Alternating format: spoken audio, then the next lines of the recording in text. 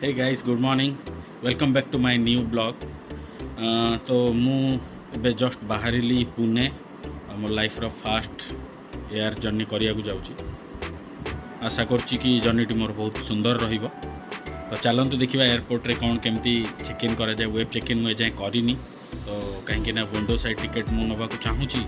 तो मुझे web checking करी से ऑटोमेटिक टिकेट मैंने सीट नंबर असाइन करूला तेणुक मुझे वेब चेक इन करनी। तो मुझे घंटे आगु पहुँची जाऊँगी। मोर अच्छी 2:10 अच्छी फ्लाइट। तो ये आम देखा एयरपोर्ट रे।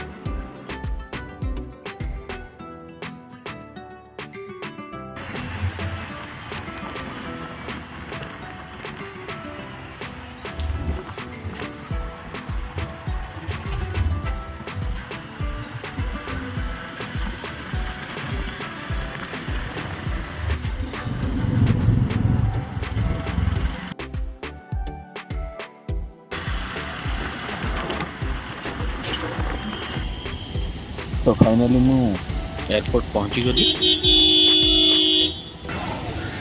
एयरपोर्ट पहुँचला पर एयर एशिया काउंटर खोजिली आठी वेब चेकिंग केमती करी मैंने करदेवे से विषय बुझापी जे काउंटर बुझिली। तो सेठी से मैंने कहले कि एयरपोर्ट भितर ही वेब चेकिंगटा हो पार। तो मु एयरपोर्ट भितर को जावाक बाहरली। जावा पूर्व देखिली कि सेठी कौन केमती चेकिंग करा जाउची, कौन कौन डॉक्यूमेंट देखुछन से माने। तो सेठी से माने मु देखिली कि एयर टिकेट सहित आपणकर ओरिजिनल आईडी प्रूफ गोटे देखुछन। आ मु मते से देखी भितर को प्रवेश कर एयरपोर्ट भितर आसी प्रथमे सब काउंटर को लक्ष्य कली। कौटी पचारे से मैंने कहीदेवे कि वेब चेकिंगटा हो पार। तो फाइनाली मु तकर सेठी जने एयर एशिया स्टाफ मत मिलगले काउंटर रे कि सेठी मु ताकू जाई पचारिबारु से माने कहले कि ये जो मशीन लगी है मशीन रे आपण निजरा वेब चेकिंग करि पारिबे। तापरे मु मोर बैग डिपोजिट करिया पे गली। बैग डिपोजिट करबा पूर्व मो बैग को ही तकर स्कैनर मशीन से माने चेक कर। एटा मोर ट्रॉली बैग जाउची भितर को। भितर स्कैन हबो। स्कैन है कि बाहर देखा से मैंने कौन कर। जस्ट मो बैग बाहरी आसला जने स्टाफ मोर लॉक को सील कर सील कला बैग को मत देदेले। तापर मो मोर बैग डिपोजिट करने एयर एशिया काउंटर को गली। सेठी बैग डिपोजिट करदेली। मोर डिटेल्स मैंने पचारे बैग डिपोजिट कला मत से सिक्योरिटी चेकिंग पठेदेले।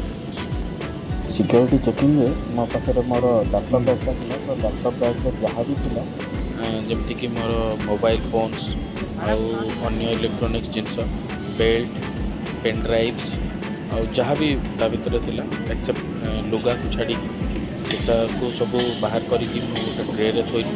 ट्रे थोला पर सेटा भी तंकर स्कैनर मशीन स्कैन है मेटाल डिटेक्टर फिजिकली चेक कले। तापर वेटिंग एरिया रे पहुँचली। सर 4 नंबर गेट रे मोर चेक इन थिला बट गेट चेंज होकर 2 नंबर को आसला। 2 नंबर रे चेक इन करी गोटे बस जोगे मते मोर प्लेन पाक को निया गला। सेठी प्लेन पाखरे जाइकी फर्स्ट टाइम तो निहाती भाव गोटे खुशी अनुभव कली। टे बुलिकी वीडियो बनईदेली। सेपटे इंडिगोर एयर बस गोटे लगी यही बस रे मस्त। तापर क्यू रे ठिया हेली प्लेन भीतर को जावाई। प्लेन भीतर को धीरे धीरे सेठी से माने टिकट चेक करथिले। चेक कला पर सीट नंबर पचार के बसी पेटी ना बांधे। हम आपको याद करा दें कि विमान पर धूम्रपान निषेध है। एयर एशिया प्लेनटा आकाश रे जतले उडुतला मते लागुतला कि प्लेनटा बोते रही जाइछि आकाश रे।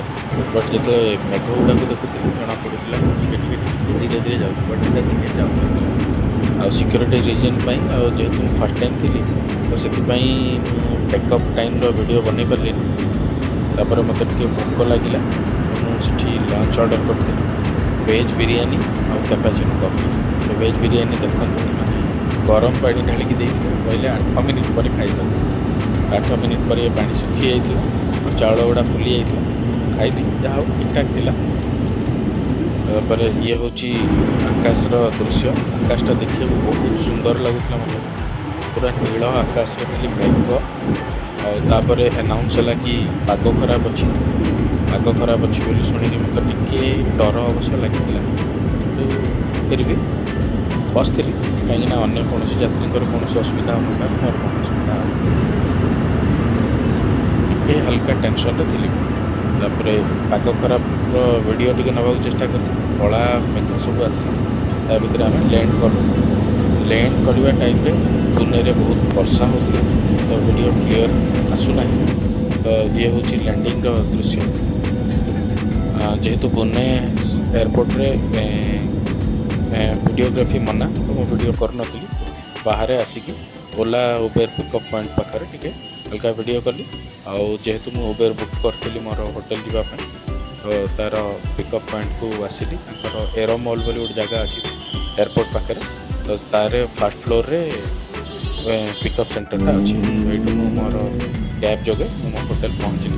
ଆଉ ଯାହା ବି ହଉ, ଭଗବାନଙ୍କ ଦୟାରୁ ମୋର ଫାର୍ଷ୍ଟ ଫ୍ଲାଇଟ୍ ବହୁତ ବଢ଼ିଆ ରହିଲା, ମେମୋରେବଲ୍ ରହିଲା। ଆଶା କରୁଛି କି ଆଗକୁ ଯେବେ ବି ଯିବି ଏମିତି ମେମୋରେବଲ୍ ଭିଡ଼ିଓ ବନେଇ ପାରୁଥିବି। ଧନ୍ୟବାଦ ମୋ ଭିଡ଼ିଓଟିକୁ ଦେଖିଥିବାରୁ। ଯଦି ଭିଡ଼ିଓଟି ଭଲ ଲାଗିଥିବ ଗୋଟେ ଲାଇକ୍ ନିହାତି ଭାବରେ କରନ୍ତୁ। ଧନ୍ୟବାଦ।